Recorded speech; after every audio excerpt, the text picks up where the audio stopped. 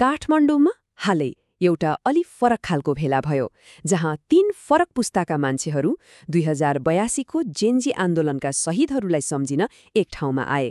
तर यो केवल एउटा श्रद्धाञ्जली मात्र थिएन, यो त एउटा अधुरो यात्राको समीक्षा पनि थियो। आखिर के थियो त यो कार्यक्रमको खास सन्देश? आउनुहोस् यसलाई अलि गहिरिएर हेरौँ।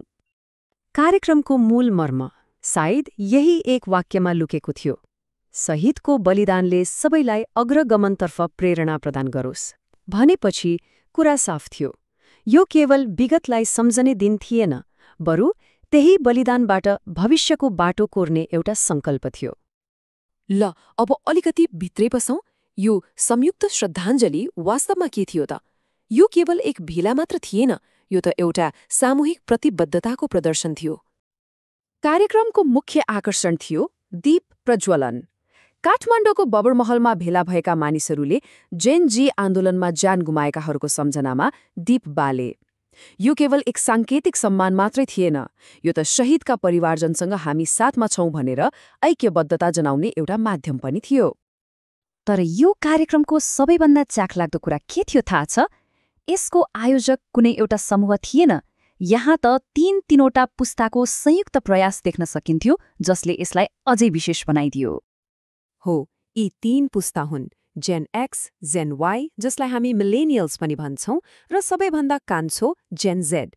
अब सामान्यतया त यी 3 पुस्ताको सोचाइ, रहन-सहन सबै कुरा फरक हुन्छ, होइन त?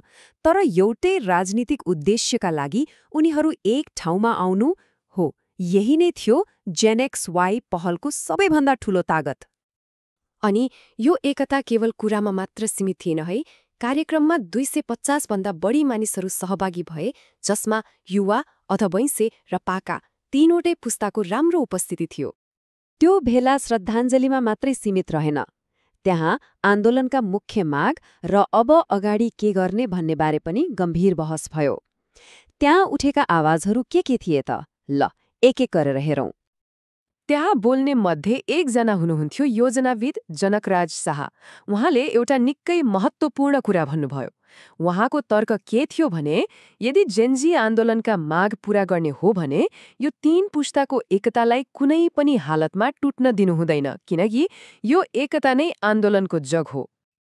अब अर्का वक्ता सामाजिक अभियन्ता इन्द्रराज भट्टराईले त बहसलाई सिधै राजनीतिक प्रणालीमा लगेर जोड्नुभयो। उहाँको विचारमा देशमा यति धेरै अस्थिरता हुनुको जड नै पटक पटक सरकार फेरबदल गराउने अहिलेको संसदीय प्रणाली हो। त्यसैले उहाँले स्थायी सरकारका लागि प्रत्यक्ष निर्वाचित राष्ट्रपति प्रणालीमा जानुपर्छ भन्ने माग राख्नुभयो। कार्यक्रममा एउटा निकै संवेदनशील विषय पनि उठ्यो, एउटा यस्तो विषय जुन धेरैजसो बहसमा छुट्ने गर्छ: बालबालिकाको आवाज। बाल अधिकार अभियन्ता बम बानियाले विगतमा बालबालिकाको आवाज कसरी दबाइयो भन्ने कुरालाई अगाडि ल्याउनुभयो।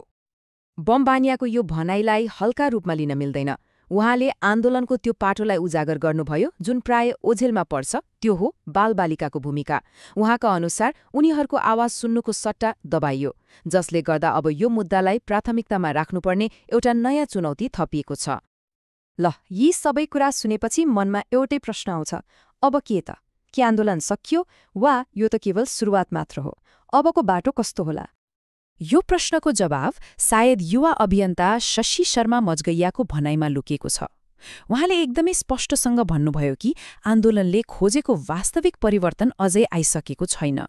यो भनाइले के देखाउँछ भने युवा पुस्तामा अझै पनि असन्तुष्टि र अधुरोपनको महसुस छ। उनीहरूको लागि यो सङ्घर्ष अझै सकिएको छैन। मजगैयाको भनाइले के स्पष्ट पार्छ भने नागरिकहरू सधैँ चनाखो रहनुपर्छ, खबरदारी गरिरहनुपर्छ। तर यसले हामीलाई एउटा झनै गहिरो प्रश्नमा ल्याएर छोडिदिन्छ: आखिर आन्दोलनले खोजेको परिवर्तन पाउनका लागि यो नागरिक खबरदारी कहिलेसम्म आवश्यक पर्ला? यो यात्रा साँच्चै कति लामो हुनेछ?